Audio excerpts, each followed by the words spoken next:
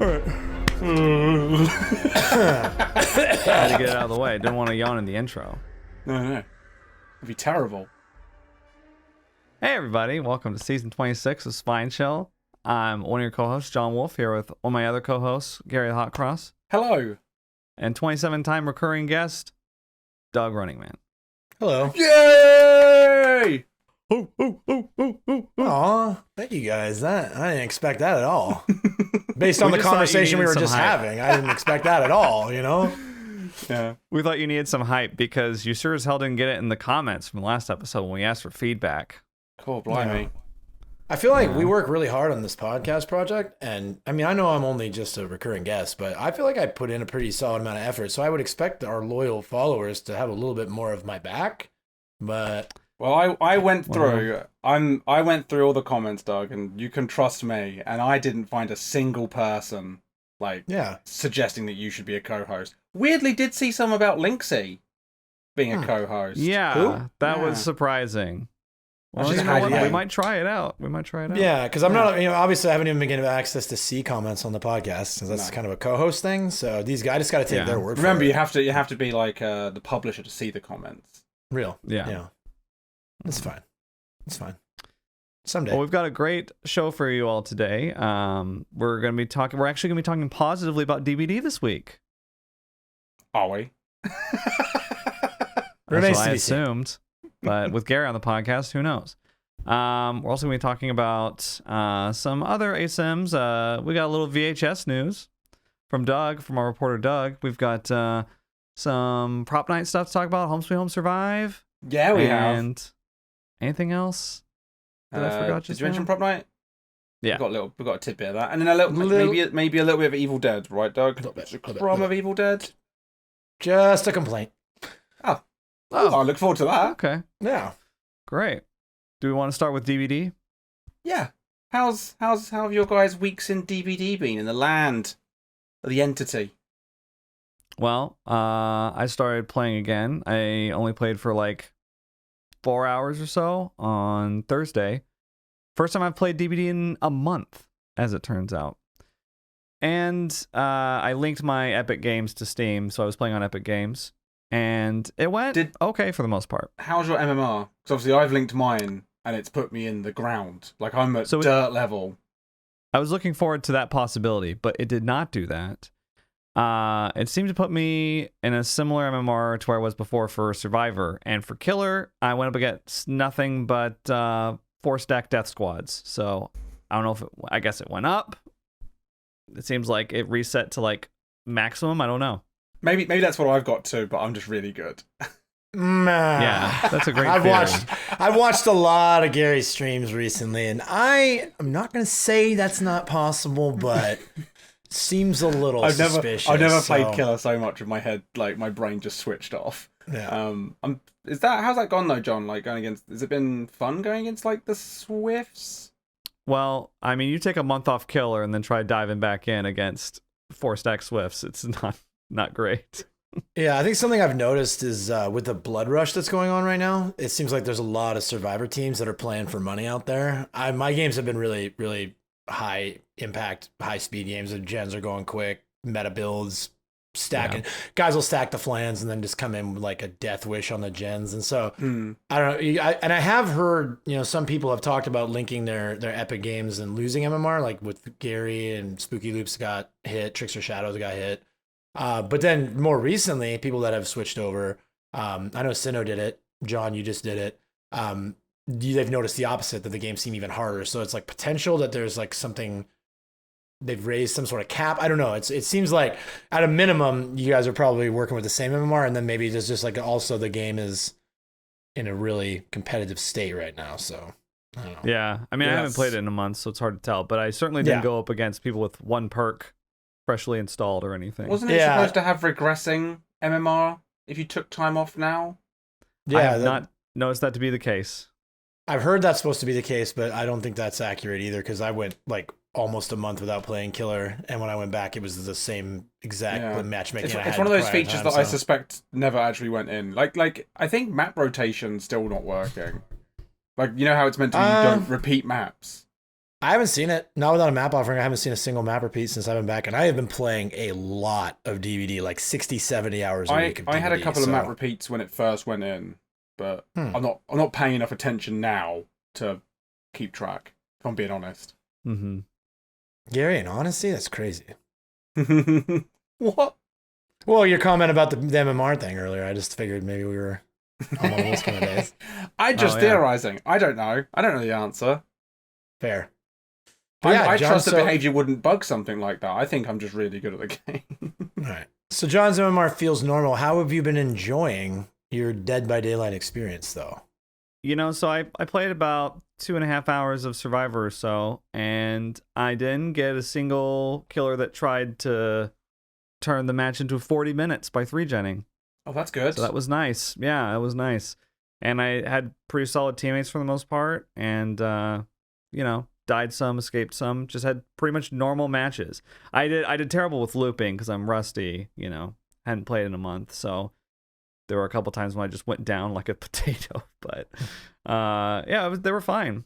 They were fine. That's a good sign. Like, obviously my experience is a bit lesser at the moment because I'm going against people that barely know how the game works most of the time.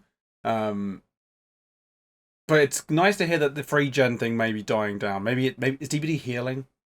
Yeah, because I'll echo that sentiment. I've been playing so much Survivor because I play whatever is 100% blood points right now because I'm done with progression. I'm just working on P100s, so I'm trying to maximize my blood point gain, right?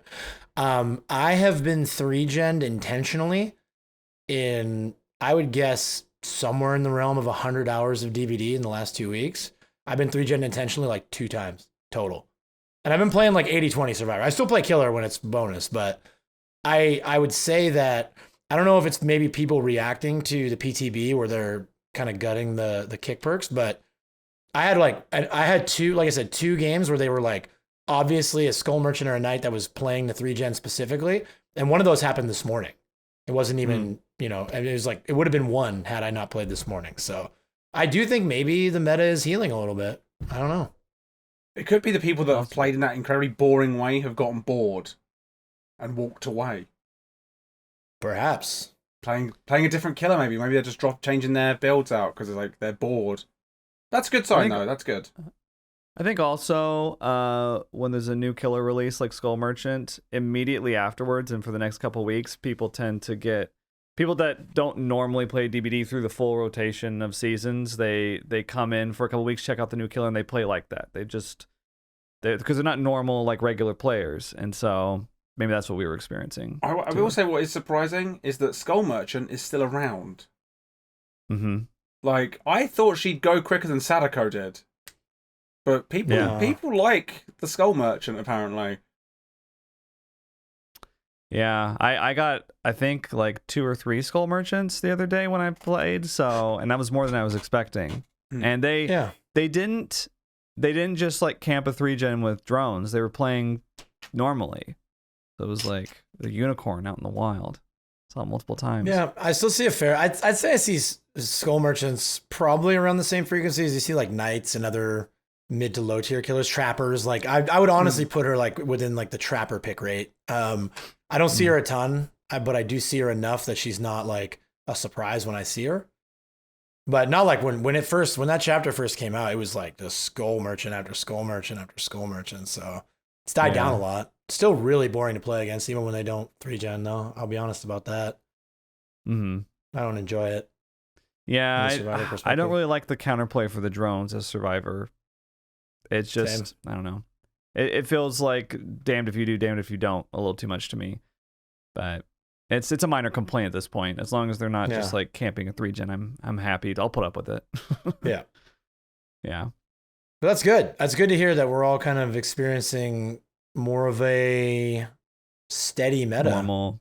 Yeah. Well, it's difficult for me to say. Like, I'm mostly going up against Wraiths.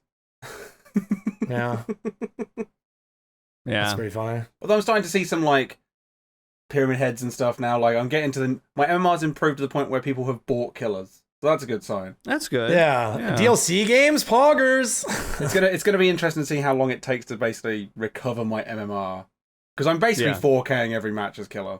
Yeah. So Spooky would eventually catch up. Spooky Loops did a video, actually. I think it released Yeah, today I think I saw it. Yeah, today. Yeah, he talked about like kind of the climb back with his MMR and showing like the, I don't know, I haven't watched it yet. I plan to, but it's gonna kind of show how long it took him and what his climb back looked like. So that might be something for you to check out so you know an idea what the future is gonna look like, Gary. Yeah. I will say my Survivor games have been alright though. Like my Survivor teammates seem fine. But the killers seem bad. It's really they're not weird. Just going down to deep wound anymore. Yeah, they've gotten better. They're not like the Dwights that have no idea what, deep wound is. But the killers haven't improved that much. So now my Survivor games are like really easy. Like I just walk out the door most of the matches. The only times I lose is when I'm like, I have some DCs. I'm like, I don't want to play this match then. I just move on to the next one. I just give up on hook. It's weird. It's weird. I wish I understood how the meta worked. Oh, the MMR system. So your Survivor matches seem like your teammates are good and they just kind of beat up on the killer? Yeah. Oh, sounds like the meta, doesn't it? Sounds like the... Sorry. So we got the PTB though, right? The PTB came and went, and there was one more thing I did want to whinge about one thing. Okay. Merciless Storm is still broken. Oh. Yeah. I've been bumping into doctors and all sorts that are running Merciless Storm, and it's annoying, and I don't know why it's not been kill switched. Yeah, like why does the kill switch even exist if not for this exact situation? Yeah, this is exactly what you would want to do with it. Yeah, I'm just and I bollocked this poor doctor who potentially had no idea what they were doing. They like in my MMR, it's really hard to know. I said bollocks, you probably know what you're doing, but I'd be shocked if at this point they didn't know. Here's the thing. Nice pun, Doug. I wanted to thank you. That was on purpose. I want to stay positive about DBD because I've been having a really good experience, and I think Behavior's been doing some really good stuff. And we spent a lot of weeks dogging on the game and dogging on the devs, and now it's maybe time to soften our stances a little bit because things are going better. However, I will say it's almost unforgivable that they haven't kill switched the perk at this point. Like the pick rate has got to be through the roof. I see it so much. I see so much Merciless Storm, not just on doctors. Like people know. Okay. Yeah. And if people know well enough that the perk is coming into the meta at high MMR, then Behavior should know.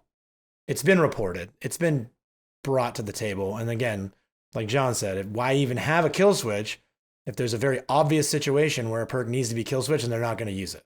People must not be reporting it though, because Behavior are listening to the community now. As we'll get to the PTV in a second. Yeah. Well, I'm not really sure why they haven't done anything. It is the weekend right now, but it's been a problem for... I think we talked about it last week. It's been weeks. It's been a problem since before the PTB. Yeah, it's been broken for about 3 weeks, 4 weeks. Yeah. Because it was broken and they did kill switch it, and they brought it back, and it's been broken since. Yeah.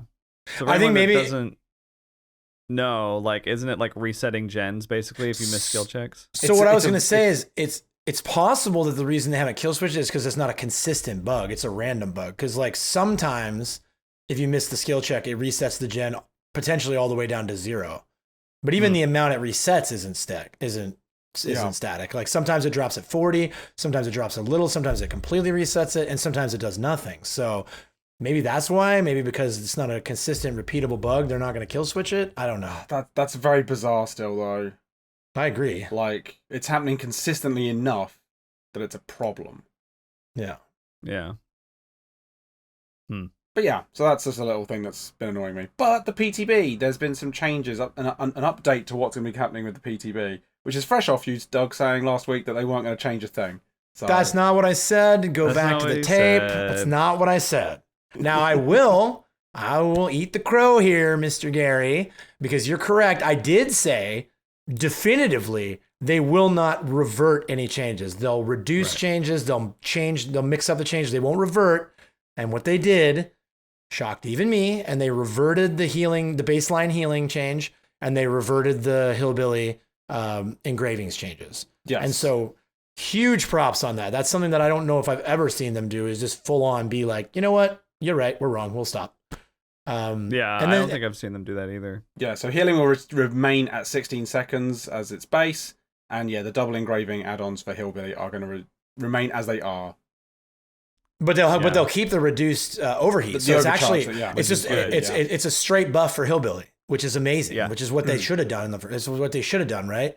And then they are going to continue to reducing the change to, are they reducing the effectiveness of medkits, which is something that killers have asked for reasonably for a long time. They're nerfing Circle of Healing still, but giving it a little bit with medkits, they are changing a little bit from the PTB. I believe they are going to increase the healing speed bonus when healing teammates a little bit more, I think they said in the notes. Yeah. On the medkits? Healing. Yeah, altruistic healing. Yeah. But the medkits will now have a 33% speed and efficiency penalty when used for self-healing. Yeah, and that was always the problem with self-heals anyway. So healing your teammates. Yeah, if you want to burn up your medkit on your teammates, go nuts. And then Circle of Healing is, I don't remember the numbers, but it got a little bit of a buff. They're buffing it to 100% increased healing when you're healing a teammate rather than 50% that was in the PTB. Right. Still not going to be a great perk unless you're in a really you still won't be able to solo team, heal with it. But it's better, and that's cool. And then what was the other thing that we wanted to discuss? There's two more. Pain res, that's being buffed slightly. They've increased it to be 25% regression on the generator when you first hook a survivor on a Scourge hook. I think it's better because it's up from 15%. I still think it's going to probably drop in use, but I think 25% is a healthy amount to... 25% is better, than 15. But you're still only going to get 4 activations maximum per game. I'd rather see it at 35% personally, but... Yeah, I want some pop levels. I liked the suggestion I saw about you only can use pain res if you hook a different survivor. It has to be. I would like the idea of not having a baseline amount of charges, but you can't hook the same person in a row twice and get scourged twice. Yeah, I think that would be more than fair, right? And then they wouldn't even have to go up to 25, I don't think, because if you're taking new chases, you should be rewarded for those chases. Yeah, and it would be more frequent, and you'd still be nerfed by having to get it on a scourge hook. But again, I'll take the 25 because that's better. And honestly, I don't mind slowdown taking a hit as long as, again, they're moving towards a more chase-oriented meta. And so that's what I'm hopeful for. Which leads nicely into this next one. So Dead Hard, probably one of the most hotly debated ones. So that was going to be changed to the point where you would only be able to use Dead Hard if you got a safe unhook on another teammate. They have since changed that because people have pointed out then when you go to when you watch someone unhook a survivor, you're not going to go for the person who did the unhook. You're going to tunnel the person that was hooked because they won't have Dead Hard. So they've made an adjustment to it that you will now only get Dead Hard when you're the one who's been safely or when you've been unhooked, which is interesting. Because I would like to see, because currently you can't use Dead Hard if you're in deep wound. So if I am hit immediately off hook, is that not going to incentivize them to take me down because they don't want me to get Dead Hard? Yeah, you can't. You can't stack off the record and Dead Hard still, right? So no. And it's also people have pointed out that it means you're only going to get 2 uses out of Dead Hard in any match.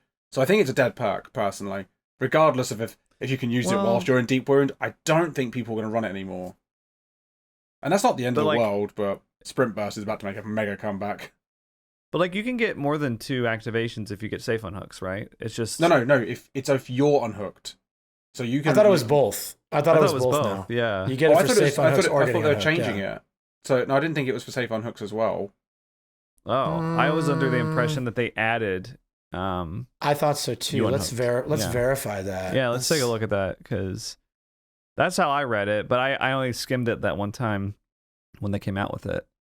If they do it for both, then it feels like they might as well, for me, leave it as it is. Because it just means you just don't have Dead Hard at the start.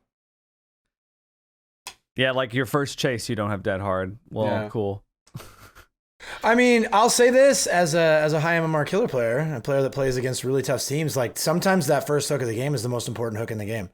So I think just for me, just not having to get 3 health states in my first chase could be a lot more tolerable. The number of times you use requiring a safe unhook.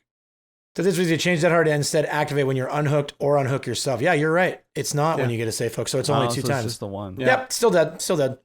Okay, well, because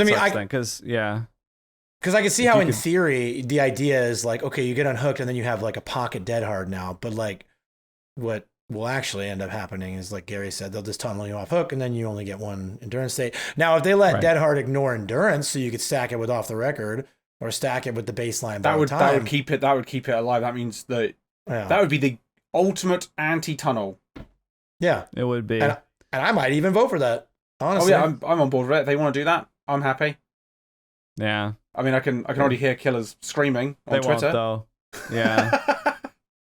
They're probably like, if they have a perk that like gives endurance even after you've already used it, that I imagine that would break a bunch of stuff, and they wouldn't want to have like a perk that would be an exception to the rule like that.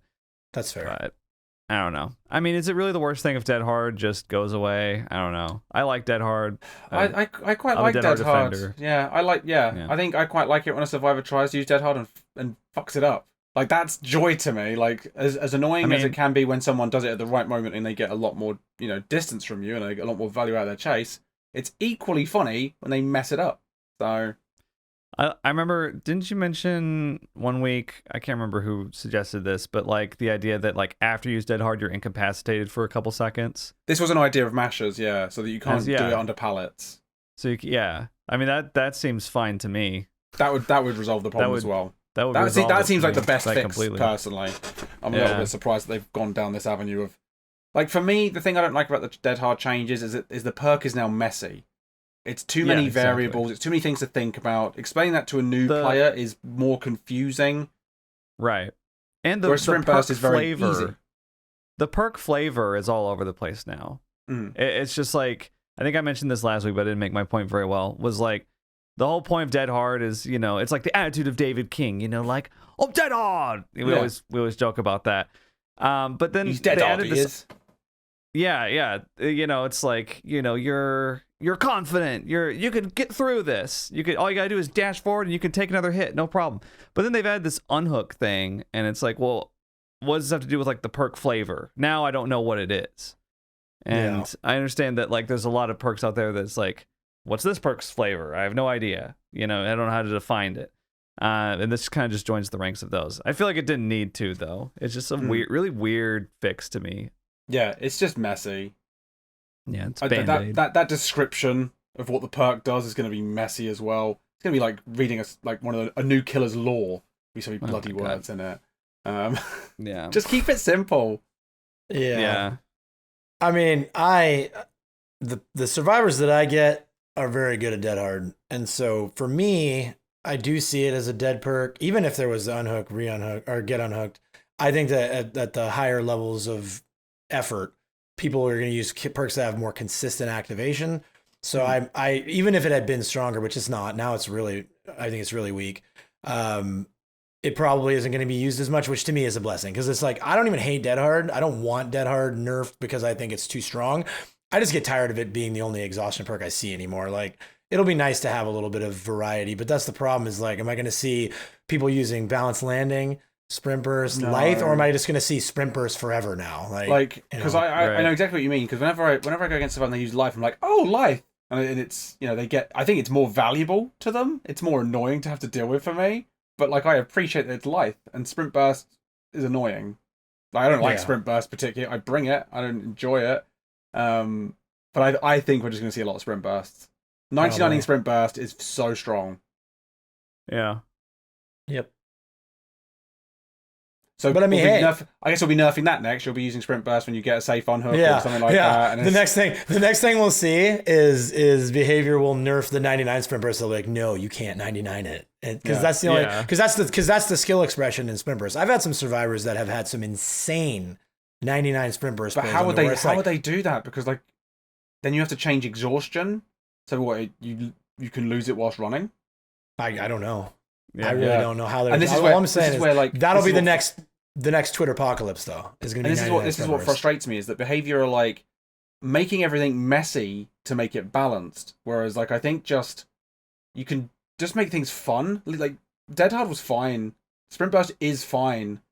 There are other things you can tweak in a simpler way, in my opinion, than messing with fundamentally what the perk is. Because as you say, John, it's now like, what is Dead Hard? It's like this weird, messy thing. Whereas you look at Claudette's perks, they all fit her. They're all very simple. You know exactly what they do.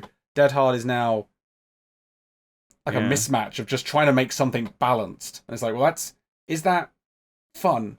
Is that good for the game? Is balance? Well, we've had a discussion before, like as DBD leans ever more competitive, is that good for fun? Well, I also think that they've kind of like shoeboxed this perk, right? Like, because I mean, we just said you're gonna get max 2 uses out of it, and that's like best case scenario. Like it's just they've basically just killed the perk, so they haven't done a good job of balancing it, in my opinion. Because if you're gonna balance the perk, then it would still be usable. It just wouldn't be like the go-to exhaustion perk, like we say. But I just don't see it being used after this. Yeah, it's too messy. As you say, Doug, its consistency is what people rely on in this game. Yeah. Like, why would you pick Dead Hard over Off the Record, for example? I just feel like that would be more useful. And it has Off the Record lasts for like what, 80 seconds? Yeah.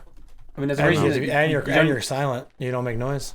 I feel like I feel like you only really see like Deliverance, for example, when it's a Swift, because they know they can reliably use it and communicate an unsafe unhook that benefits them.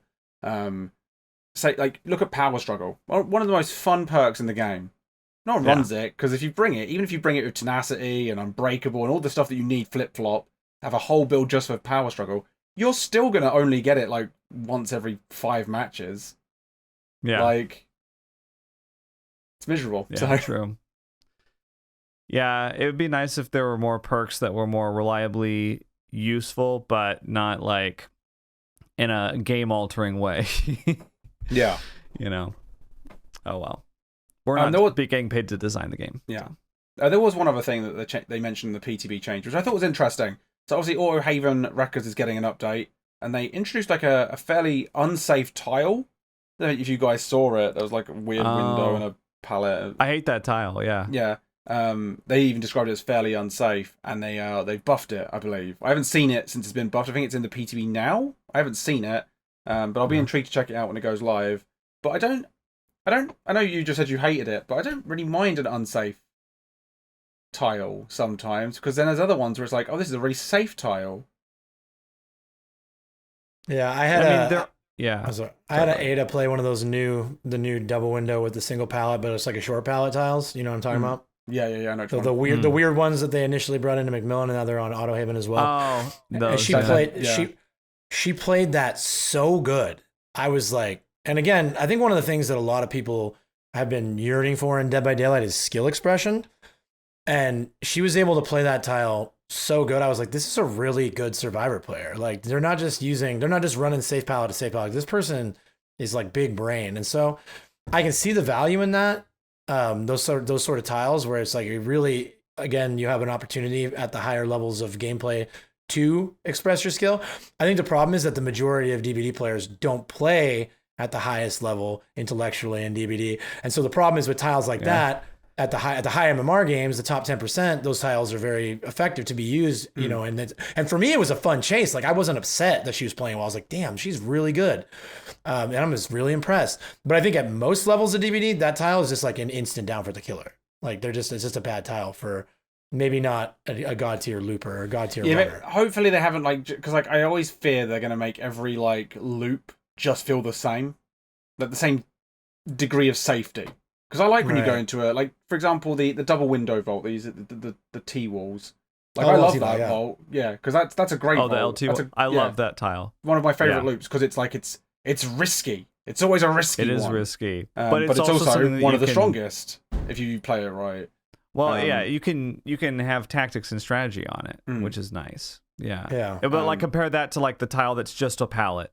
Yeah. You know what I'm talking about? Like the tile's literally just a palette, and then there's like a couple walls with like some couple of cars and a palette. Center tile. You're talking about the center tiles like a car. Sucks. Yeah. Oh, you can, like, if the palette's gone, you can't play that as Survivor. Yeah. I just worry that we're gonna have too many tiles like that.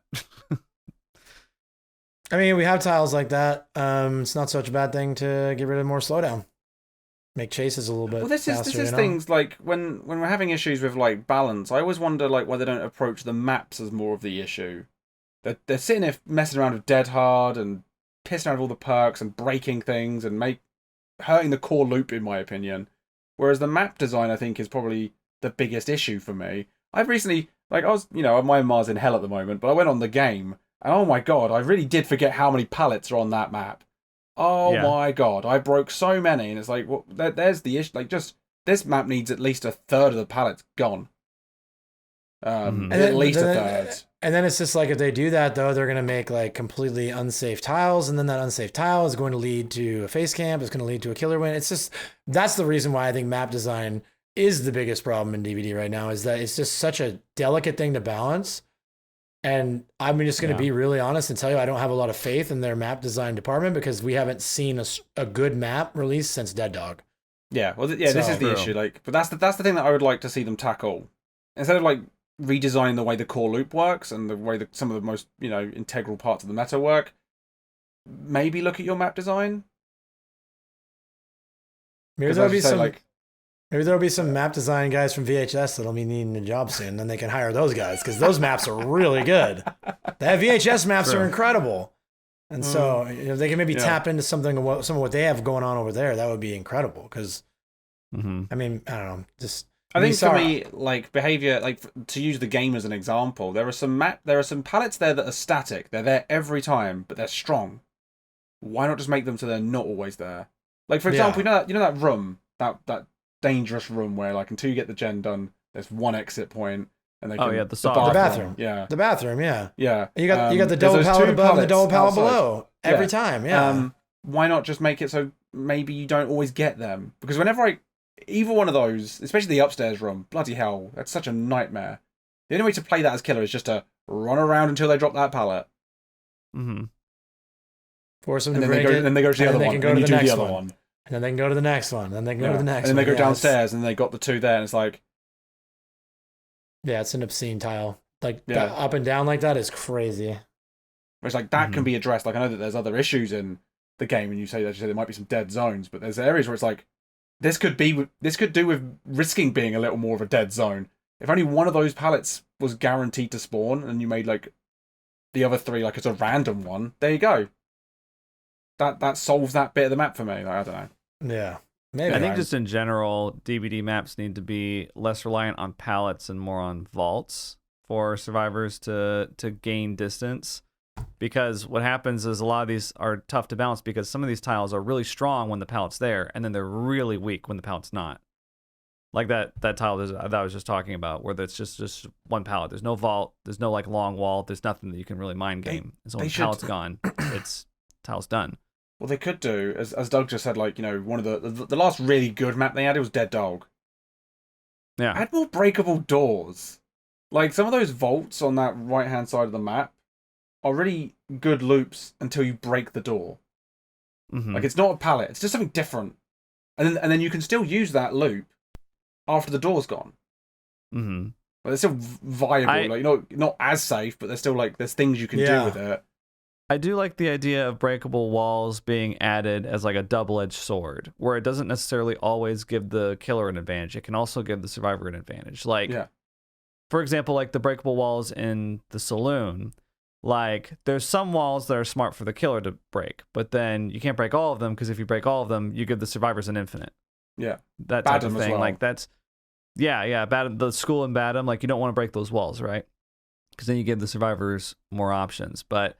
I guess I'm talking more about breakable walls that, like, if you break them, you get a shortcut, but the survivor also gets a shortcut.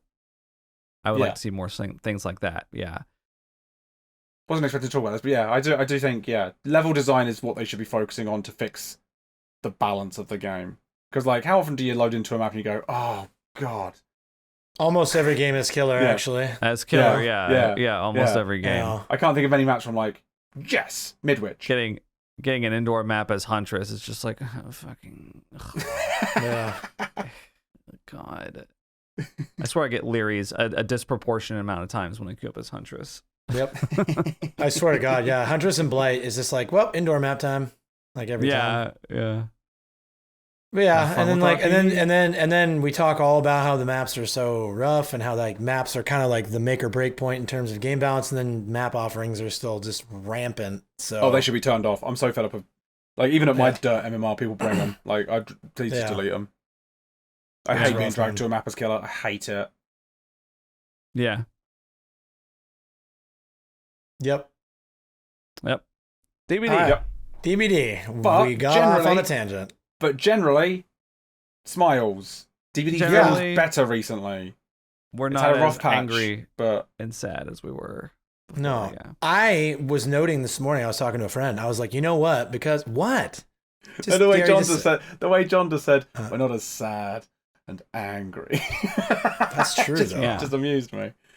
It's very funny. Yeah, you're not in the clear yet behavior, but you're doing some good things. Yeah.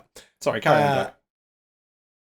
I was just saying that I'm at a point now, which I haven't been in months, where I can be excited about the anniversary event that's coming up. Like, I'm actually excited to see what they're going to do. Like, for the last couple of months, we've all been really sad and really bummed out, like you said. Like, and I had no excitement.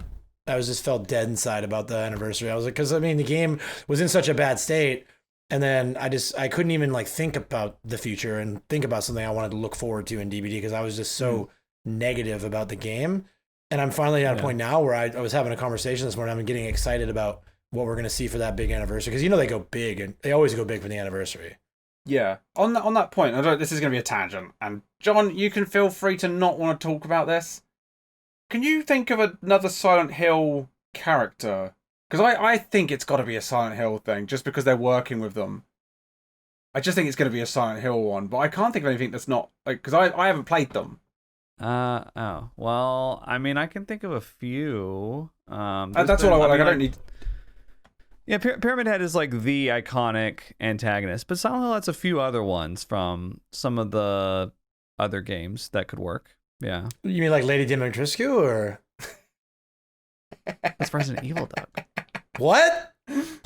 Oh, as long as Wrong it's like, admittedly, I don't care what like big license they get for the anniversary, but please not Resident Evil. More cosmetics for characters, sure, but don't give me a new character. Don't give me any. I just don't want any more Resident Evil for a bit. Like the game is basically Resident Evil's multiplayer game at this point. I mean, if they did Lady Dimitrescu, why not save it for year 8? Resident Evil 8. Yeah, year 8 of DBD. Yeah, like I want a Resident Evil break. I'm happy the next anniversary be Resident Evil again, but I just need a little break. I think actually, what if they do the Vecna chapter for Stranger Things? That's what other people are like theorizing, but that would be huge for them, because then they could be like Demogorgon and Nancy and Steve are back too. That would be huge. Yeah, as long as they announce Hawkins, like a revamped new Please give us Hawkins back. That map is so good. What a great map. If I was putting money on it, my bet is on Alien, Stranger Things, or Resident Evil, and I would go like 40-40-20 on that.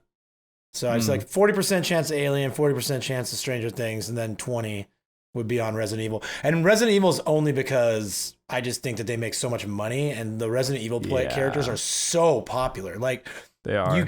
You play a session at DBD 4 or 5 hours, you're gonna have maybe 2 matches that don't have at least one Resident Evil character on either side. Like they're just everywhere. Yeah, I would be like, and I would be money, but I'd be surprised if they did Resident Evil 3 years in a row. I think that would be somewhat disappointing. Whereas like they can do more cosmetics, that'd be fine. But as their big chapter reveal, I just think it's gonna be Silent Hill. Here's the thing, man. It would be disappointing to the DBD Twitter sphere and to the people like us, like to those of us who are like in the in. But if you look at how often Resident Evil characters are played by the casual player and the average player, like overall, I don't think it would be disappointing for the financials. Is all I'm saying. Oh yeah, like it would do fine because it's Resident Evil, but I just think it'd be a bigger deal if it was the year after this one. Like if we got a third chapter after this one, I think that'd be a bigger deal. Yeah. One thing to note though is when we got Project W, they announced it super early, and we haven't heard anything about Resident Evil yet. So maybe that's a good sign that it's not Resident Evil. Yeah, I think so. I do. I've got to believe just because it makes sense. Yeah. I mean, it could happen. And I'd like another Rust World map. I love Midwich. I think it's one of the most interesting maps just because it's got all those scares put around the environment and like. Yeah. It's one of my favorite maps, and I haven't even played Silent Hill. I want Stranger Things, man. I want Stranger Things because not only does that bring us a new Stranger Things content, but it brings the old stuff back. And it would be nice to get, because you got those people that are in between that came back to the game after Stranger Things left that would love to pick up the Stranger Things characters. We'd see Hawkins back in the rotation, possibly a second version of Hawkins, maybe. Maybe they do like the Resident Evil thing where they split up the Hawkins maps and do a different one. Whatever the new killer would be exciting. I don't know.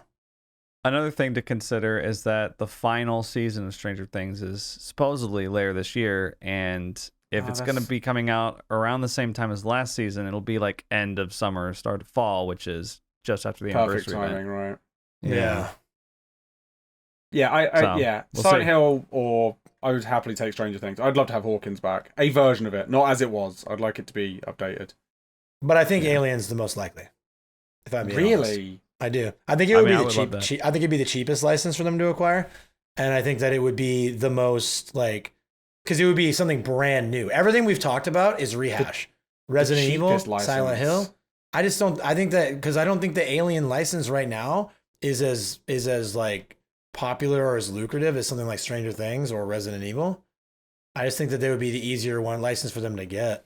I think my concern would be I have not like this is we want to talk about this in the future where we like design some killers and stuff and talk about licenses, but I can't imagine what they do with a xenomorph that would not break. Yeah, well, I mean, because we talked about the vent idea and stuff, because that's kind of an iconic way that the xenomorph gets around, but it could also just be kind of a chase killer, like, because they can like spit acid and stuff, maybe give the survivor hindered, maybe more of an anti-loop killer. You know, it doesn't have to be like crawling around in vents around the map or something like that.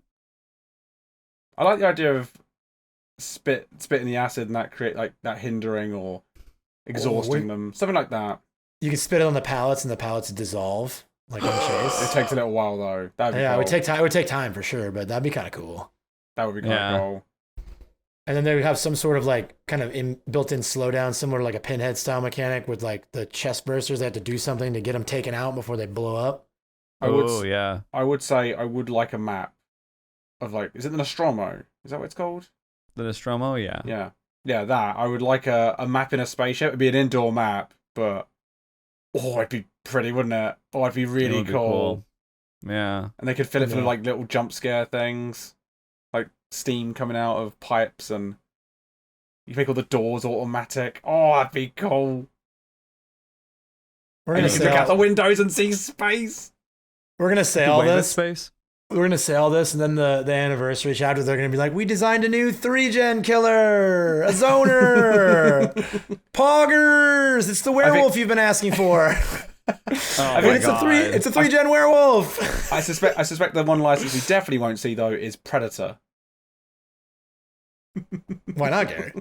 Why would you say that? I think the map's already fell through. The map's already in the game, dude. What are you talking about? That's perfect. Gary's the leaker. I am, yeah. You've caught me. I've been working for Behavior for years. DVD leaks was all me, Doug. It was all me. I thought I loved you, Gary. But yeah, that's right. DBD at the moment. Is that DVD? Yeah, that's DVD. I think so. That's DVD. We did good. We did good. Wrap it up. Yeah. We only complained like 4 times. Don't get too proud of yourself, Behavior, but good job for now.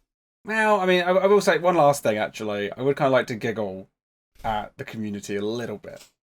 Just because I can't believe the standing ovation that Behavior have gotten for basically changing their mind about 2 terrible ideas. Like, the hillbilly thing was a bad idea, and the medkit thing was a bad idea. And they've gone, we've listened, we did do a bad idea, didn't we? We'll take that out. And everyone's gone, well done, Behavior. I'm like, I'm just not that impressed by them reverting bad ideas that maybe shouldn't, like, seemed a bit, especially the hillbilly one. Like, that was a dumb idea. Well, I mean, they just haven't really done that before. Like we said, that's not something that they typically do, is just revert. Yeah.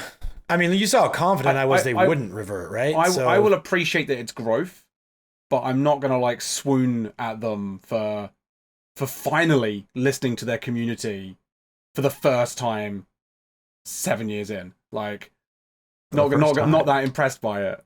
You're saying a lot of hyperbolic stuff right now, Mr. Gary. That's crazy, but no, I don't disagree that, like, it would be nice if we didn't have to beg them not to make changes, but the fact that they listened and were receptive. And I don't know if you've noticed, but I got followed by a couple of new people from Behavior, and there was a ton of engagement on Twitter from Behavior employees, and like people really. I will say, like, it's all been good. That's all been very positive to see. I'm happier but I'm just like, I'm still sitting there going like, I'm gonna not applaud them yet because I think these were bad ideas and I don't know why they were put forward. Well, they seem to be ramping up their outreach. They seem to be being more engaging in social media, listening to people, making decisions based. Again, like I said in my tweet about it, I was very impressed about the fact that not only did they listen to the community, but they maintained the vision they had for the chapter, like for the update. They wanted to impact healing. They wanted to impact slowdowns and 3-gen meta, the things that we've been complaining about. And they did that, and they stayed to that, even though they made, a far less impactful changes. And so that to me is a good sign, and could be a sign. I'm just going to throw this out in the universe that maybe behavior is kind of shifting vision with a very big game on the horizon that could be challenging for some of their player base, because Texas Chainsaw has been ramping up their interactions on Twitter as well. And they seem to be, based West at the helm, they seem to be very, very active on talking and listening and being involved with, community to dev feedback. So maybe I'm not saying that they're changing their vision at behavior because of that, but I mean, if you have a competitor, there's definitely going to have been discussions where like, right guys, we have got another month before Texas Chainsaw is going to be around. People are going to be aware of this game. We need to get some of this because they must know that they've really frustrated their player base a lot recently. Yeah. Like as you said in the past, Doug, like the morale is just low. Us three have all taken breaks from it and then come back. But like, yeah, they must be aware that this could be bad for the game. Yeah, good for asim horror players though. I think all three of us did that survey, right? That they put out. That was probably the most detailed survey they've ever had, to my recollection, at least. There was like, I went through like 90 questions. They were asking a lot about like, what are your feelings on the game in general? What are your feelings about this killer? What about this mechanic? Would you say that Dead by Daylight's more fun or competitive? All this stuff. And so I do think that they're maybe reconsidering some broader, more grand design philosophies that they've had recently, which is good. Yeah, it is good. It just frustrates me that for me, it's like these are issues that people started to crop up like 2 years ago. Just a little bit, but it's still a good thing. Like I'm change. I think it's just like my frustration through the years is still kind of lingering, but this is a step in the right direction. So I'm not happy with behavior still, but I am happier with behavior. Yeah. I think change at the corporate level just takes some time because, there probably are people at behavior who have been beating the same drum that we've been beating for months. But it's like definitely probably years. Get everybody on board. Probably years. There was probably people that felt the shift towards competitive and were like, can we not do this? And there was someone's vision that was like, no, we're going in this direction, and maybe now they're looking for how the community feels about that decision for MMR, basically. Yeah. It's not like everybody that works on the game is all like, we're all rock solid on the same philosophies. So yeah, it just took some time for them to work that out internally. I will say I'm hopeful now. Yeah. Yeah. It goes back to what I said. I'm excited about the anniversary event now. And I wasn't before. So I'm looking forward to watching it with my best friends as well. Who are those? Yeah. You too. Yeah, John, what are we doing? What are we doing while Gary's busy, John? Yeah, I thought we had already had plans, but maybe not. Yeah, we should watch that for sure. So DBD. That sounds like fun. So if we go back to the thumbs, it's like what, like a half cocked, half up and down, I'd say like I'm at like the 130 position. 130. Oh, yeah. I'm grumpy from the past, but right now I'm a thumbs up. This is all like a good thing. Like the past has been this. This is like I've got hope now. Thumbs up. Cautiously optimistic. Yeah. Wouldn't cautiously optimistic be like this then? Like this is optimistic. Are you optimistic or are you cautiously optimistic? I am. I've enjoyed DBD. I've enjoyed pessimistic. I've enjoyed DBD this week, and they seem to be listening. Okay, so here's what I'm gonna for all of us that are at home. This is what happens when you have a normal MMR and things are optimistic. And this is what happens when your MMR gets reset and you're optimistic. Doug just did a straight thumbs up for our audio listeners. The game is really fun at the moment for me because I don't have to I get to play. Streaming Survivor is nice because you get to talk and hang out with your chat and talk about stuff. I can do that, but I prefer playing Killer. Killer is more fun in DBD. I now get the best of both worlds. I get to play Killer and talk to chat. It's great. I can just talk about my favorite flavor of yogurt whilst throwing hatchets, and survivors are going down. It's great. And meanwhile, Gary stops by my stream. I'm fighting for my fucking life. Like, oh, this game is so sweaty. But I'm also having fun. What's up?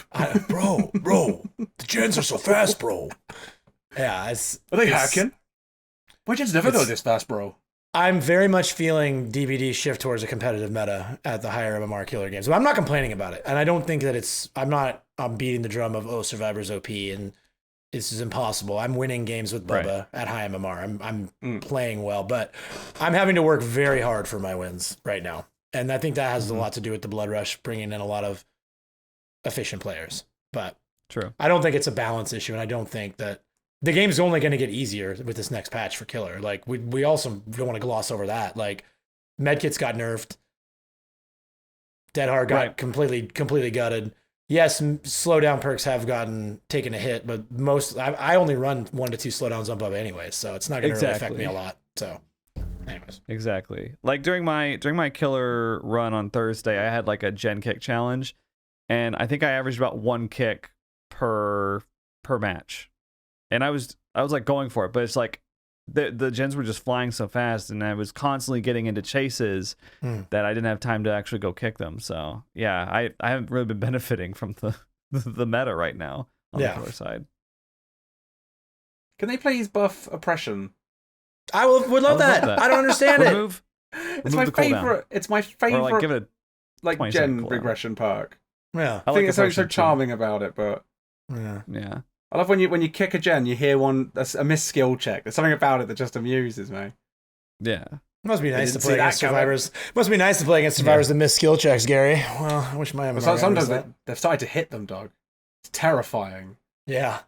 Pressure's on. The pressure's on. I'm tunneling count now. That's awesome. Hey, this was really fun. After 7 hooks. This is really fun talking about DBD. Yeah, I've enjoyed this conversation. We talked about DVD, and the mood of the podcast is going to stay high. This is great. Yeah, we're not moving on to the next topic. Like, well, let's talk about another game. Well, we might be doing that. Video Horror Society, Doug? Oh yeah, you said you had VHS some VHS news. Let's talk about another game. This will be quick, I think. You told us you've got a story, right?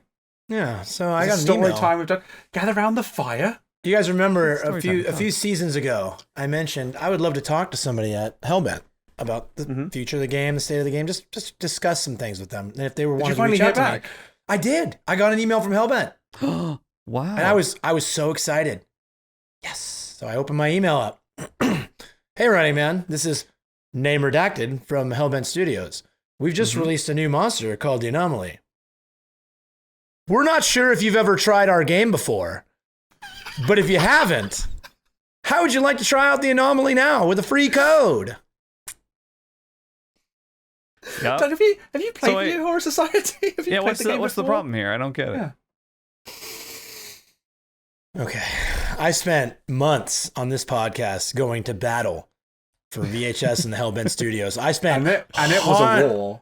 I spent hundreds of hours streaming Video Horror Society on my Twitch channel. I have more than an entire month's worth of streams dedicated to VHS content. I have had developers from the game in my Twitch chat. I have had map designers from the game in my Twitch chat. I've had community members of the game in my Twitch chat. I applied for Rewinder.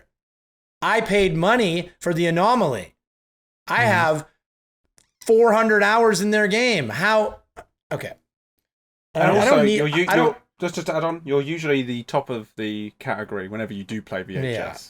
I don't want to bring up metrics, but if you look at my numbers, historically I've averaged 240 viewers streaming VHS, which is more than they have concurrently playing the game on average for the last 6 months. And again, this is not about ego or about flexing. They don't need to email me and tell me how great I am. They don't need to tell me I'm amazing. They don't need to give me anything for it. They don't need to give me a reminder. They don't need, thank you, Gary. You do. You keep me well validated, Gary. That's true. They don't need to do any of that, but like I felt offended. I was offended by the fact that they don't even know if I've played their game before, when arguably, should I choose to stream the game tomorrow, I will be their top VHS streamer. If I went live on VHS tomorrow, I assume I would be at the top of their directory and stay there for the entirety of my stream. Right. And not only that, I've been a vocal proponent of the game, both in my Twitch chat and on the podcast for months and months and months. Now, as they've made more and more mistakes. You've practically been the only positive voice I've heard about the game. Yeah. Yeah. So I was offended.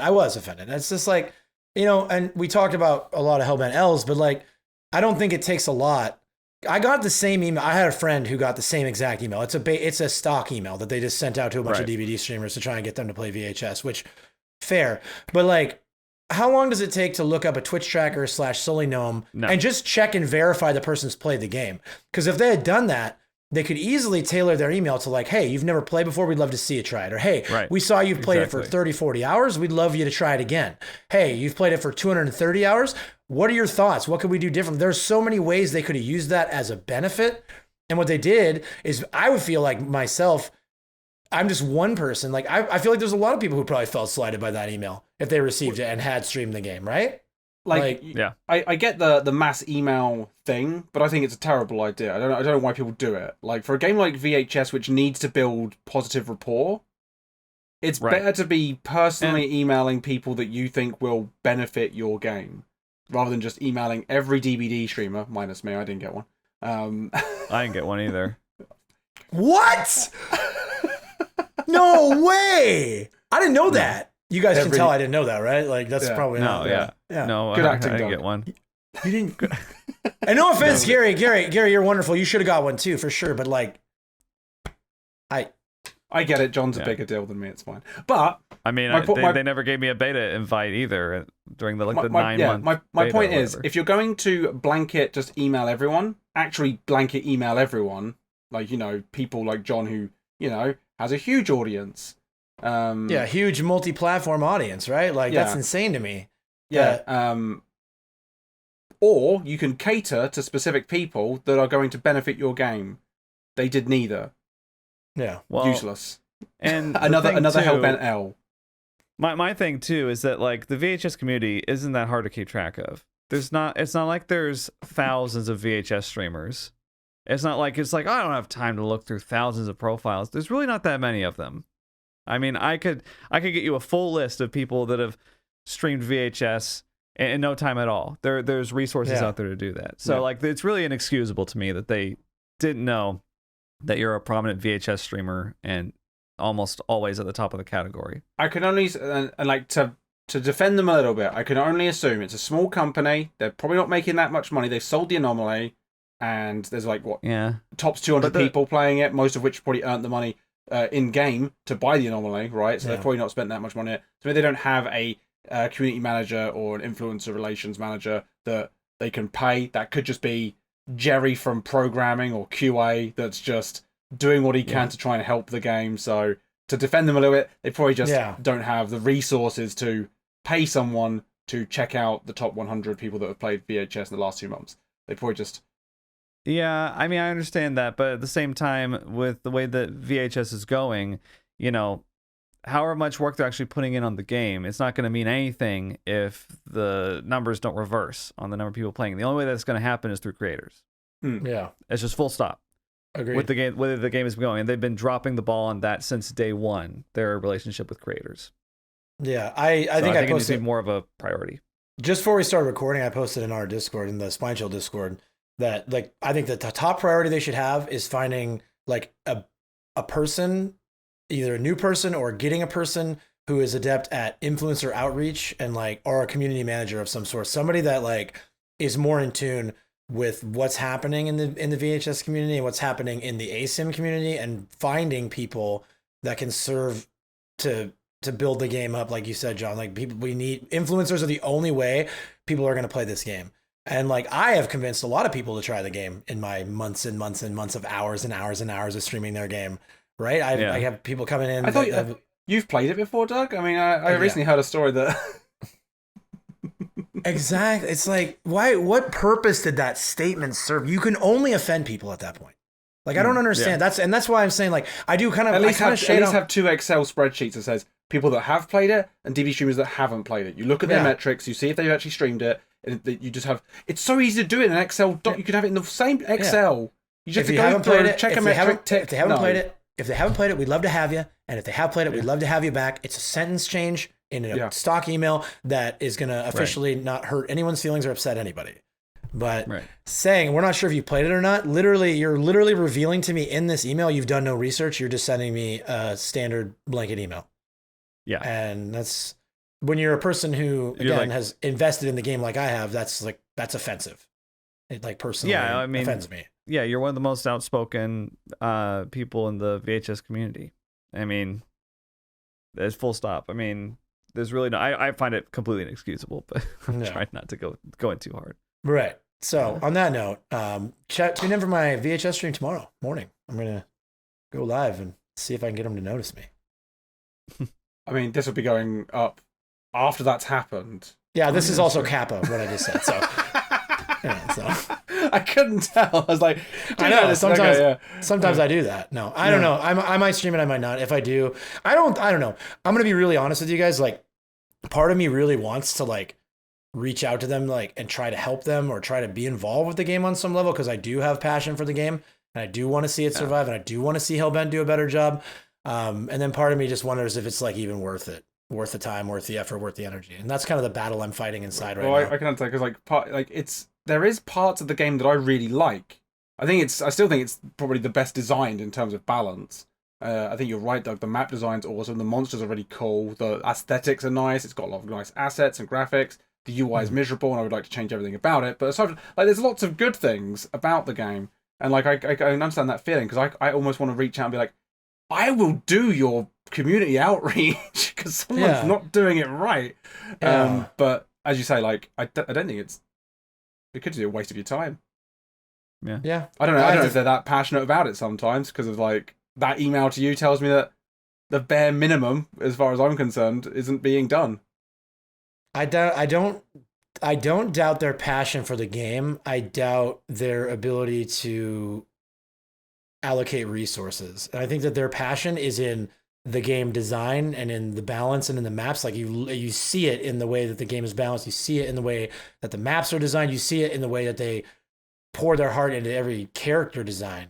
I mean, their new survivor, their new teams have been amazing. The new monsters have been amazing. Like, they've done a great job on the game. They need to hire somebody who's passionate about information and passing it along and sharing it and retaining it. Like, that's their thing. Like, I honestly feel like it's like they're just technically brilliant and administratively inept. Like, they can't do anything right at like an administrative level.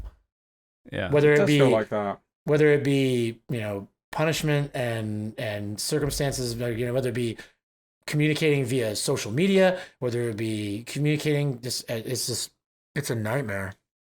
Yeah. Because, I mean, our L's are never in the game. It's never like, oh, what a fat L, that new killer sucks, or new monster sucks. No, it's the L is, they did this, they have this controversy with the rewinder, or they have this controversy with the cosmetic, or they emailed the guy that streamed their game for 300 hours with 250 people. Have you ever played the game before? Like, it's like embarrassing communication gaffes. Yes. Anyway, I'd agree. And now we don't have to talk about VHS anymore, but thank you for letting me get that off my chest. Sorry. Yay! But we can, a little bit of news about Prop Night. So, was it last week or the week before we spoke about the kitchen map? The kitchen last map, week. Yes. So that has been disabled since then, because I'm guessing because it's just not working, or I think because John, you said they put invisible walls in, right, to stop you being able to throw people off the edge. I suspect that was like a quick fix, but I haven't had a chance because it's off in the game, obviously, so I haven't had a chance to play it. I don't know if neither of you have either, aside from John, right? No. Yeah, I was the only one, yeah. So I suspect they're redoing it. Because Prop Night, the devs are good. If they see a problem, they just deal with it. So I suspect True. that map's been turned off and it's going to come back and it's going to be good. Or like at least different. They're going to try something new with it. They're going to fix the problems and it's going to come back better is what I suspect. So that's off at the moment, but Yeah, I'm sure it'll come back. I mean, it's been off since March 30th, apparently, was when the hotfix went through, which I think was just like, I think it was right after we talked about it. Or, no, it was just before. It was just before last episode. Damn, I was hoping they were listening. Yeah, so they've so it's been off for about a little over a week now, which is strange. Usually they're very quick on this stuff, so... It could be because it's a big map redesign. It is a big map. Because having watched some YouTube of the map, it's great. I love it. It's really cool. Especially behind the microwave. That bit made me really happy. Just so many cool little details. But I mean, it's like, yeah. But there is some design issues with that map. And they're probably addressing that. And because the invisible walls thing, I can't imagine that felt good. Yeah, it's an interesting idea, the idea of having a map in this game where there's bottomless pits, basically. Untraversable terrain that you have to move around. That's the first time that they've tried to do that in one of these maps, because everywhere else there's something you can hop over, there's something that you can move through. This is the first map that they've had where it's just like, no, nothing happens here. It's a complete dead zone. No one can go here. So maybe they're working out the kinks on that. It was an experimental feature. I suspect what they'll do is they'll change it so that when you get thrown off the side, you'll spawn from the sky and fall down into certain spots. That would solve a lot of the problems, in my opinion, and it would fit. Like, it wouldn't look out of place because they've got such a stylized art look to the game. I think that will look fine. That would be a simple fix for them. But that'd be an easy fix, yeah. And I mean, Prop Night seems to go by what's the simplest, easiest, and most fun way to change it, and then they do that. Yeah. So I have a lot of faith in those devs to make a good choice.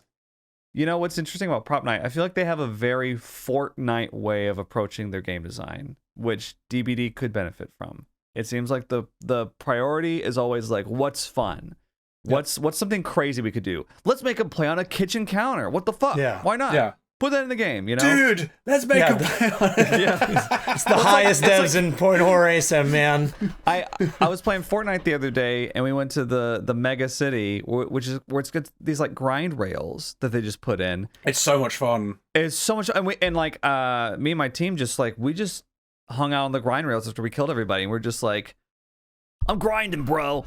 I'm on my grind, just like making stupid jokes, and we're just hopping from grind rail to grind rail, going up like hundreds of feet in the air. It was just awesome, and I was like, I don't even care about the rest of the game. I could sit here and do this for a few minutes. Fortnite and Prop Night to a lesser extent, but still to an extent. Like, I don't care if I win or lose in those games because I have fun. I have those fun moments. Right. Whereas in DBD, it lost that a little bit. Whereas I use head on and quick and quiet and flashbang to ensure I get a fun moment in every match as much as I can.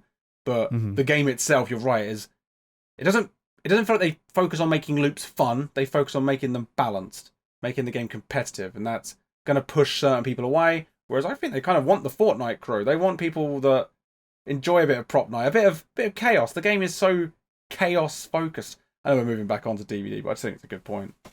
Yeah, for sure. Yeah, no, it's true. Thumbs up to Fantastic. Good job, Prop Night. Fantastic gets a full thumbs up. Yeah, you get them too. Well, don't get too crazy, Gary. Too late. Get it? Too late. So yeah, that's Prop Night news. And aside from that, next up on the list, we've got Home Sweet Home Online. It's coming back. It is, and it's not far off. It's coming back in Q2 2023, so it'll be here in a number of months, if not sooner. It's like it could. Oh, I'm excited. It could be next week. It could be 2 months from now. I mean, I'm excited for the fact that it's also, what's worth noting, it's going to be free to play still. That's still what it's going to be. Those who have already purchased it and played it in the past, you will get a bunch of bonuses. I've forgotten what those are, but you get a bunch of free stuff, basically, which is really cool, I thought. It's going to have NA, EU, and SA servers. That was always the room, what we were hoping for. I mean, I think when we played it, 3 months ago or so, when we went back to it before they turned the servers off, or maybe longer actually. We were hoping they would bring out NA servers because that would revive the game. In the West, and they're doing that, and the fact that it's got EU servers as well. Very excited about because I thought EU That's might cool. get ignored. Aside from that, they've also revealed they're going to be bringing stamina back into the game, so the game's going to be very different from when we last played it. That's how it was when it first came out, right? It had stamina. Yep. And they've also announced something called Curses and Relics, which not 100% sure what those are, but they appear to be unlockable items which will lose durability when used, but can be restored using repair kits, which I'm guessing are something you can earn or purchase. And those are, I'm guessing these Curses and Relics will make your life a lot easier in the match. Yeah. We don't know anything detail-wise, but I'm kind of envisioning sort of like items in DBD. Like you'll be able to get some sort of item on both sides. It'll be like an item or an add-on, because they don't really have items and add-ons built in. Like you have perks, but you had to find your items in game when you played Survivor. Yeah. And we played, I don't even remember what they're called anymore. They're Killers or Guardians. I don't remember. Or were they Wardens? Were they Wardens? I think it's Wardens. Wardens, yeah. Wardens is the killer. It's been a long enough that we'll go to the newsroom. We'll get that for you guys next week. But I think that the Curses and Relics are going to turn into something like that. Like it'll be an item you'll be able to bring into the game that'll impact the game, but then you won't be able to continually use it. You'll have to repair it. And we don't know yet if you'll be able to purchase repairs or if you'll have to do it through in-game. But cool, right? Like they're making the game a little deeper. They're bringing back stamina, which brings back skill expression on the Survivor side. Mm-hmm. They're bringing in Curses and Relics to make each trial feel a little bit different. I like it. I like what they're teasing so far. Very excited for Home Sweet Home Online. Very excited. Yeah. I mean, it could be when it comes back that it joins the rotation. We could potentially have a very busy second quarter, because Killer Clowns is still this mystery wherever that's gone. That could appear at any moment. Killer Clowns. Game? What? Never heard of Clowns. Don't do this to me, Doug. I'm really looking forward to that game. I was too. I was so passionate about the game, and then like they were so ramped up on social media. It was like they got to be any minute now. Their Discord announcement pin was open beta soon. Like we first joined it 6 months ago. Like, where's our beta? Where's our game? But obviously we've got Texas Chainsaw in about a month. We're gonna get an early playable version of that, hopefully. Yeah. Home Sweet Home Online will hopefully come the month after that, because then hopefully what happens is Texas Chainsaw goes away and closes up shop ready for the final release, and then Home Sweet Home Online will appear. If they're paying attention, if Home Sweet Home is paying attention, they would be brilliant to schedule their release for like a week or two after the technical test closes for Texas Chainsaw. Yeah, I think that would be a brilliant marketing strategy, because that way they could just, because if they release it around the same time, that would. Oh, it's going to hurt a lot. They'll lose all audience, because Texas Chainsaw is going to blow up. Like, absolutely, I will be interested to see the DBD like player numbers when that goes live, especially the Twitch numbers, because I think it's going to be for. It seems like it's going to be for streamers, right, and content creators. It's open for that. Yeah. I'll be interested to see how many people are playing DBD when that's around. Yeah. I imagine everybody's going to try it. Yeah. Anybody who gets a key is probably going to try it, because I mean, I hope we try it a lot. Well, I hope we don't Texas stop. Chainsaw. This isn't just going to be like White Noise 2 released. It's going to be a big event, because people are going to recognize the pedigree here of like former Friday the 13th devs working on this, and this license. Everybody loves it. They're familiar with it from DBD, if nothing else. There's going to be a lot of people being like, "Yeah, I'll try it. Why not?" So I think we're going to see a lot. Hey, that's of people. Bubba. I recognize Bubba. He's from Dead by Daylight. Yeah. So this is it's gonna be like an event, It's so funny, and you're like, "Well, you're not that excited about White Noise 2, bro?" Like, this is like come on, it's really funny. I agree. Thousands of people are playing this. Yeah.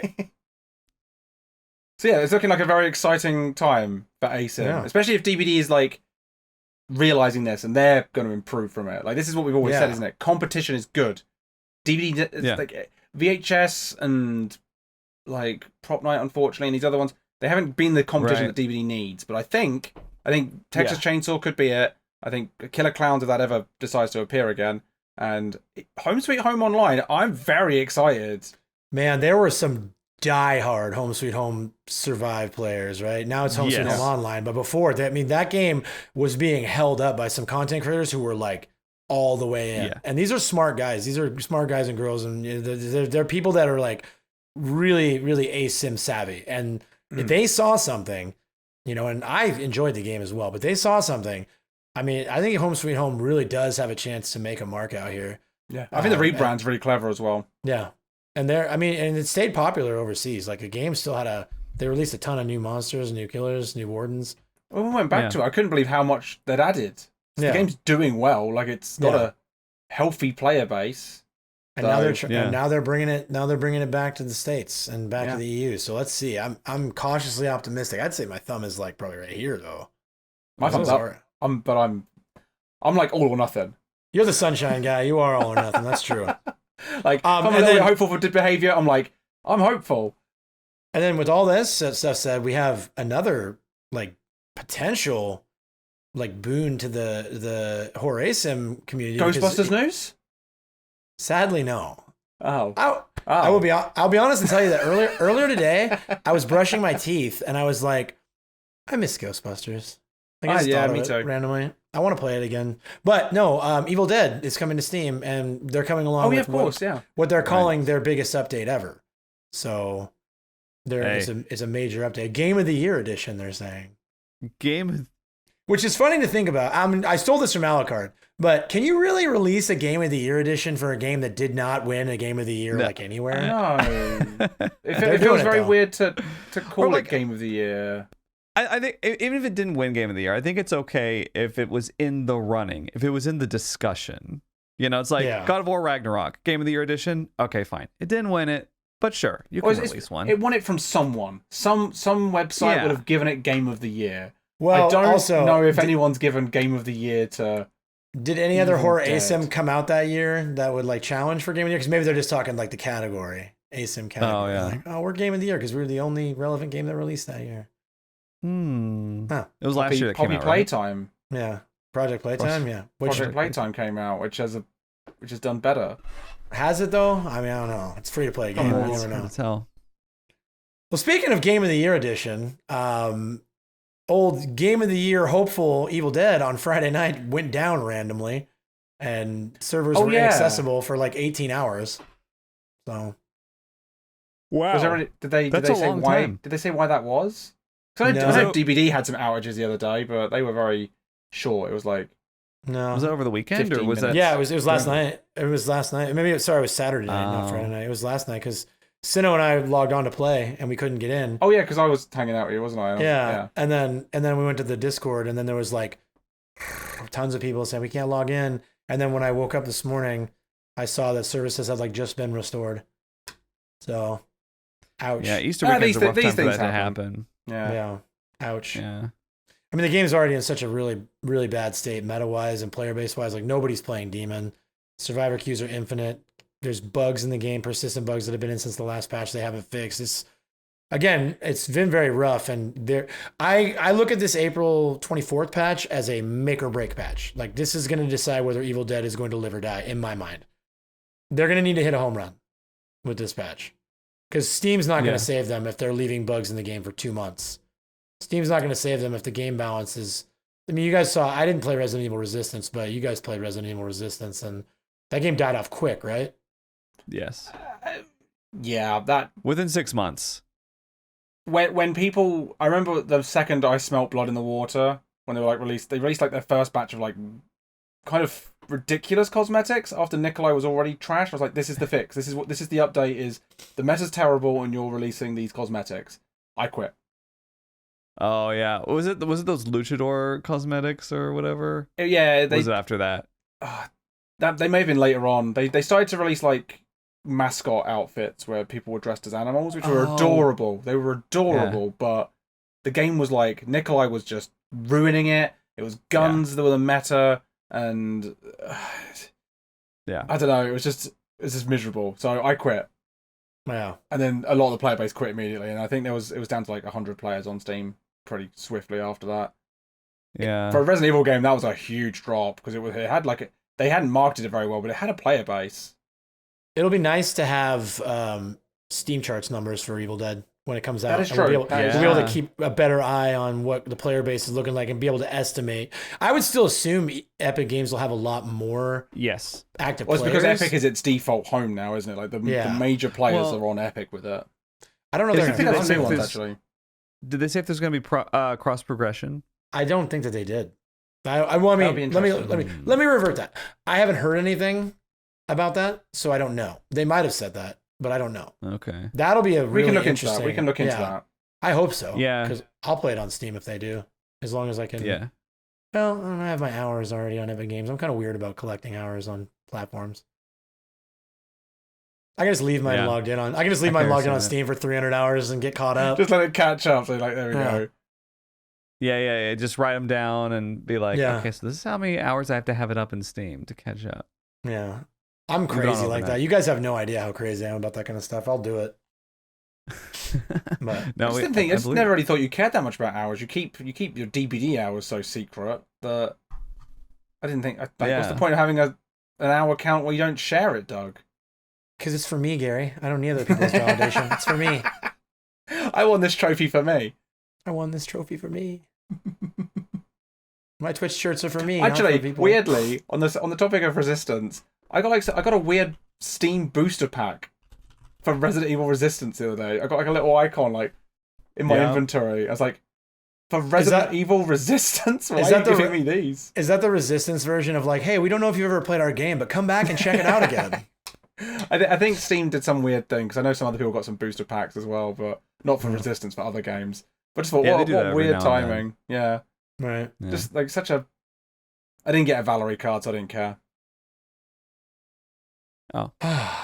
Oh, yeah, Valerie. I forgot her name. The healer one. Yes. you know, I was looking through the Nexus mods for Resident Evil 4 Remake the other day, and they have a mod that turns Ashley into Becca from Resident Evil Resistance. I couldn't believe it existed. I couldn't believe my eyes. That's cool. It looks awful. Oh. But it exists. They basically took her face and put it on Ashley's, and so yeah. I assume they might, because it's in the same engine, right? I thought they might be able to take the entire character model and just bring it in. Yeah, not quite, unfortunately, but yeah. I want to look at it now. John, after this, can you send it to me so I can laugh at it? Oh, I don't have the link ready. You'll have to find it yourself. Oh, fine. Oh, I'm so sorry. Sorry Prince, to ruin your afternoon for Gary looking like 5 minutes. Just get the intern to do it. Yeah, let's just get our intern. Can we get an intern? We have an intern, Gary. Do you follow our Twitter, Gary? Come on, we have an intern. Oh yeah. I mean, I shouldn't say we. I'm not even a co-host. My bad. I'm stepping over the line here. My song. Yeah. They don't really speak to me. Oh, we don't speak to them either. Yeah, that's why they're useless to me. Can we get an intern that's useful? Can we get one that gets us coffee? I don't want coffee. Can we get one that gets us tea? No. You know, I'll make you some tea, Gary. I'll just go run to the microwave right now. Let's not do this. Let's not do this. Let's not start a war. Start a war. Yeah. John, were you aware that I microwave my tea water? No. My tea water. Oh, because I've made Gary, Masha, and Sino very aware of the fact that I microwave my water for tea. Okay. Buy a kettle. Buy a kettle. I mean, I don't have a giant issue with it. Buy me a kettle. Buy me a kettle. As long as you don't like reheat, like you don't do the tea and then heat it, right? You don't put all the tea bags and stuff like in cold water and then. No, I just heat the water. I've heard some people do that, and that's bloody horrible. Yeah, you heat the water in the microwave, right? Wait, you can heat it up with the. That would save me time. No, you cannot. Can I do that? I think you can. No. You just told me. I'm gonna test it. No, I don't. It will taste worse. That would taste bloody horrible. You think tea tastes horrible anyways? I drink it for the drugs, man. I'm in it for the chamomile for bed. So what's the problem? It just doesn't feel right. Thank you, John. I mean, it's hot water, right? Thank you, John. It's just this is a rare shared food take with John Wolfe. This is great. It's not a food, it's a drink.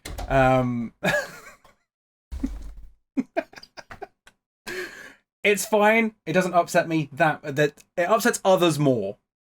But why? I don't understand. It's just hot water. It doesn't have any flavor. Thank you. It just feels like it's missing a key part. I don't know why. I don't know why it bothers me either. It is weird. I mean, it's definitely weird that it bothers me. I just don't see. I guess I just don't see what would be uproarious about this, other than like, I mean, like, because just to be clear, we're kettle owners, Kimmy and I. Wow. I don't drink tea. Kimmy drinks tea. Just to be clear. So she'll boil it.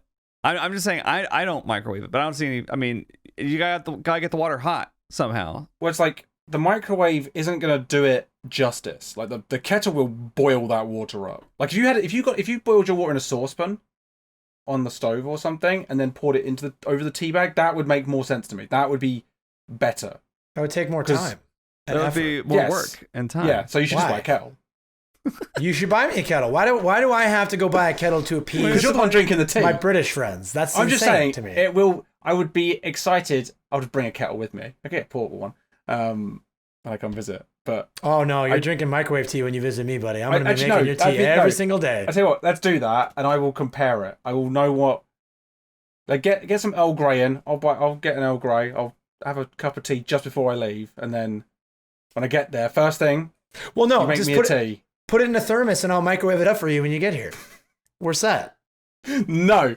Man.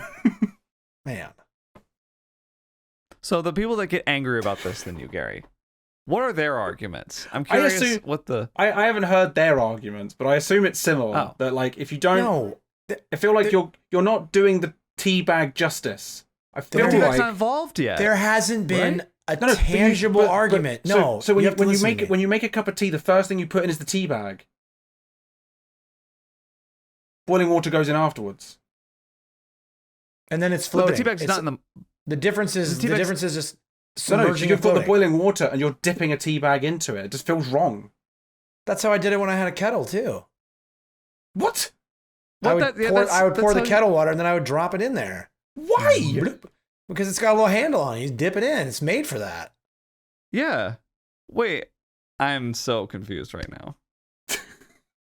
All I'm going to say, we should have ended this episode. No, we shouldn't have. This is important to talk about. This is important to talk about. My truth needs to be out there, Gary. Okay, so this is what I'm talking about, John. There is no argument. I have been lambasted by Sino and Atakamasha. Okay. Right, lambasted in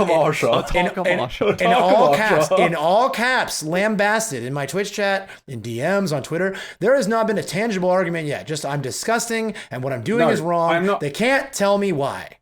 They just tell me I'm gross and I'm doing scientist, but I suspect that the way it's designed is that if you pour the boiling water onto the tea bag, as sophisticated people do, it does it better. When did I ever claim to be sophisticated? That's crazy. Not at all. So you put... the British are a sophisticated bunch, you say. So you put a tea bag in an empty cup. You saw that clip I sent you, Doug? So you put the tea bag in an empty cup, and then you pour the water over it, and then you just let it sit? That's what they do. That's what they do, John. No, so you put the tea bag in, you pour the boiling water over the top of it, and then you let it, like, sit for a bit. Maybe you give it a stir. And then if you want to, depending on the type of tea, you might add a bit of milk and sugar. We need to know how Kimmy... teabagging is? Thank you! It's dipping it in... Thank you. It's dipping it in the water. Yeah. We need to know how Kimmy prepares her tea. This is going to be important for me. I need another American on my side. She boils the water, she puts it in the cup, then she dips it in. She dips the tea bag in, yeah. Common Kimmers W. Thank you. But the way I do it, just saying. I'm not saying it's the right way. I'm just saying that bag in first, and then when I get the bag up, then the teaspoon, you squeeze it at the end, and then your tea is done. Like you get all the tea goodness, and you don't have to tea bag it, which feels like it's not as good. That's how I do it. Is this the Gary method, or is this something that everyone in the UK does? As far as I'm aware, that's how everyone makes their tea. But maybe I'm wrong. This is just how I've always been. Like I was taught to make tea by my parents, and that's how I've always made tea. I don't drink tea that often. I mostly drink water, but okay. That's how I make tea. Yeah. I've been in the mood for tea. It's a breakfast thing for me. If I'm having a breakfast, I'll have a cup of tea with it. Occasionally.